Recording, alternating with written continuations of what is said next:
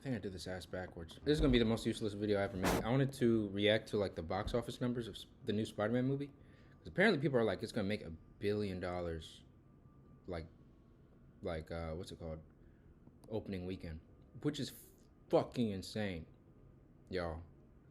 Remember, the highest grossing movie of all time is Avengers Endgame.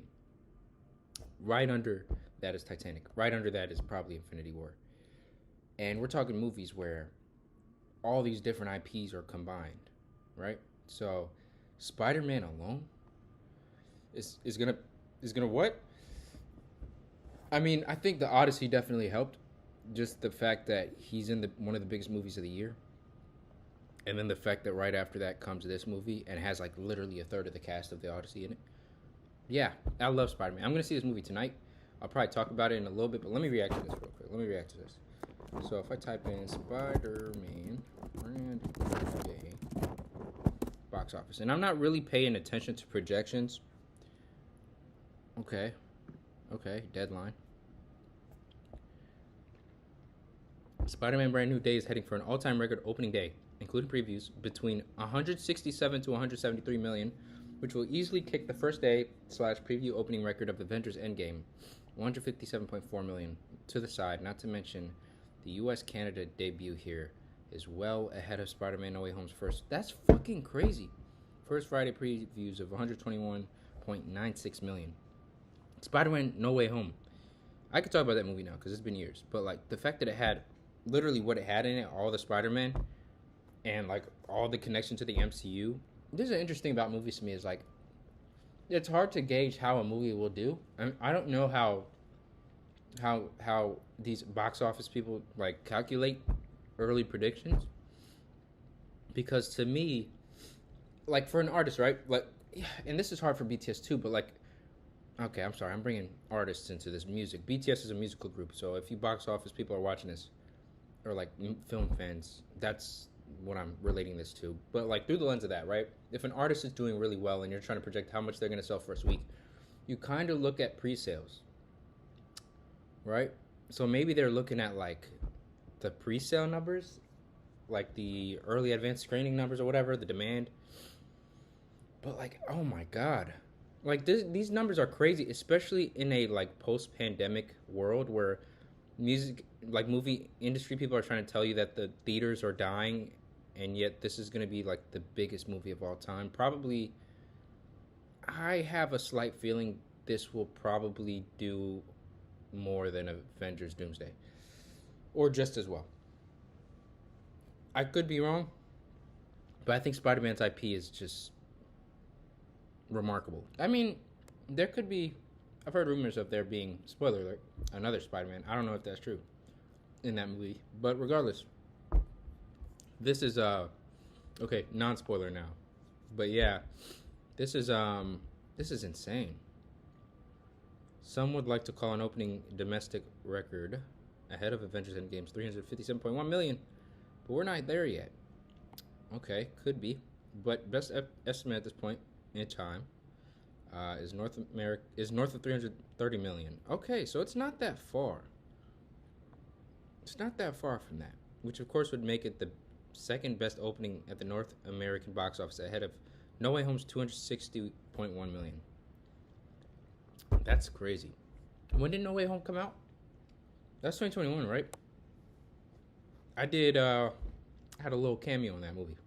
Not really. I did background in it for one day, and you could kind of see me if you were there that day and you know what I was doing. But yeah, I think that was 2021, right? So it came out late 2021, but that's like mid-COVID, right? So I feel like if No Way Home came out now, it probably would have made a lot more, or slightly more. Um, but I don't know. I feel like the hype around Spider-Man has definitely ballooned, especially given that No Way Home was like 5 years ago, and there was talks of Tom Holland like wanting to not do Spider-Man anymore.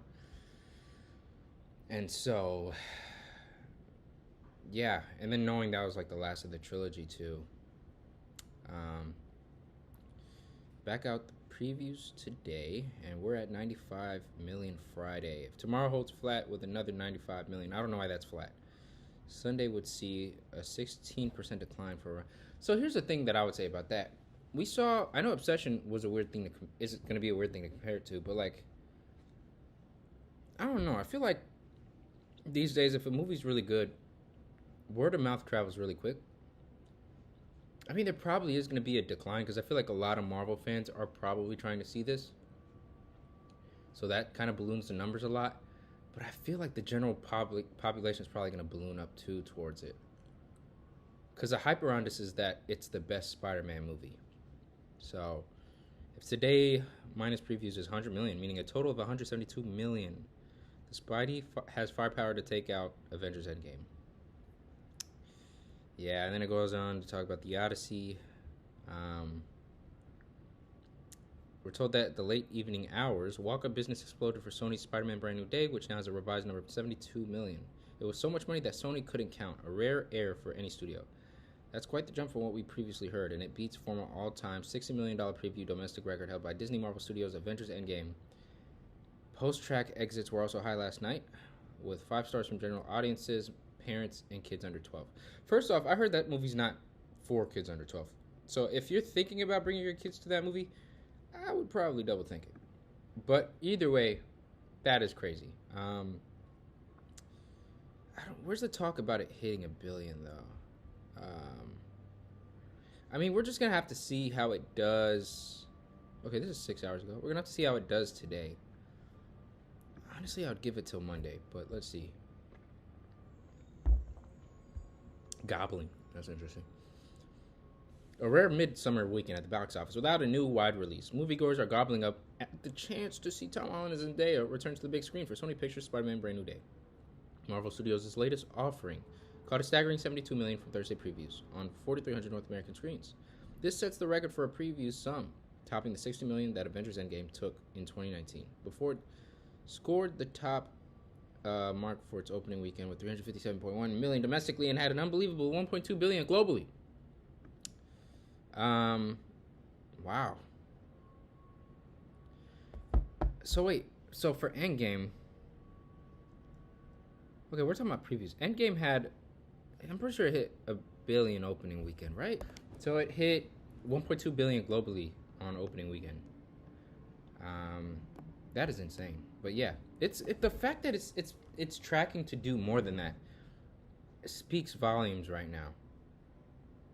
And to what? I don't exactly know. Like, Spider-Man is just something that universally, I think everyone can just relate to. And Tom Holland is such a charismatic and great actor in that role. And I know he's talked a lot about wanting to do other things and, like, give up the Spider-Man mantle, which I think eventually someday that's going to come. But I think for now, it's fair to say, in my opinion, I think it's fair to say that Tom Holland is the best Spider-Man.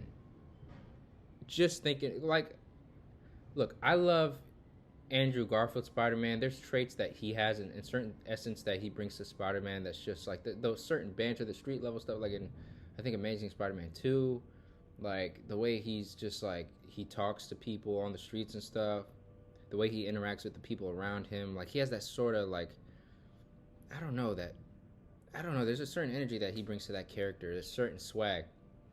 I like Tobey Maguire's Spider-Man, you know, just for the period, what he represented, the fact that he was the first actor to do it, that alone is iconic.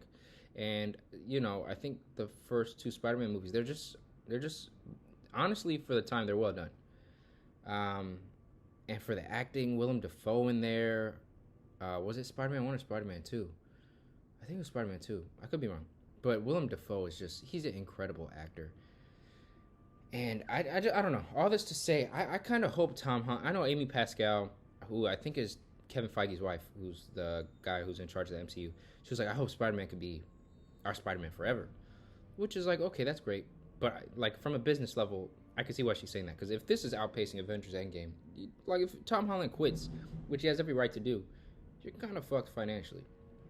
But in another sense, I think Tom Holland is just a great actor. And I saw a stupid article. I think it was. It must have been either this publication right here, but I don't know for a fact. It said something along the lines of Tom Holland needs to like drop the Spider-Man spandex or whatever, and just like actually start diving into doing like roles that showcase his acting ability and range. And it's like, what? Have y'all not seen the stuff he's been doing? Like, okay, the Odyssey, he had kind of a limited emotional kind of like role in there. Like, I like how he portrayed that role. Like, his character was pretty freaking annoying, but that was the character, you know. Um, Cherry, I keep bringing up Cherry in times when I talk about Tom Holland. That movie, I just liked it. I liked it. He's playing a like a war veteran or something that like has PTSD, and he fucking kills it. I think the other movie he did with Robert Pattinson, The Devil All the Time. I have a friend who was in that film, Zach Shires, but I watched that film. That film was great. He was great in it. The Crowded Room, whatever people say about the show, that's the show. I hate that as an actor. If you're on a project that kind of like, he was in that point of his career where he still had pull, but like he's not in the editing room with these projects that he's a part of. You know what I'm saying? Like, he's an actor and he knows his role as an actor. This film, he kind of had a bigger capacity to it because this is a character that he cares a lot about. Yada yada yada, and it kind of helps with it. Kind of like shifts, points to a certain perception that of him also in a sense. So if it kind of is done wrongly, it makes him look bad. So I can kind of think of Andrew Garfield, like after he caught a lot of flack for like the Amazing Spider-Man movies. People were saying those are the worst movies, but he was arguably one of the best Spider-Man. I mean, there's only three, but literally, I liked his Spider-Man more than Tobey's. But yeah, man. What was I saying? I don't know.